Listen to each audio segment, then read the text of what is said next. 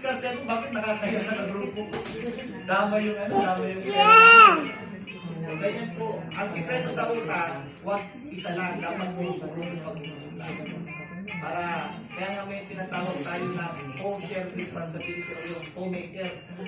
Pag hindi ka nagbayad yung co-maker mo, ang nagiging co-maker doon yung kasama na sa group. So may sistema po yan. Ano, anak niyo ba yung isang babae niyo? Anak, bless ka na. Sabi ko nga, kamukha eh.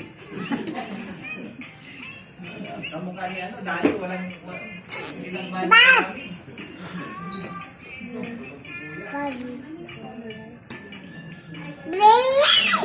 Fertilizer po yan. O, pag ano po, pag hindi na tumalak yung magnesium, fertilizer na ipahid niyo. Hindi, maganda po ito sa alaman. Huwag ka magdiring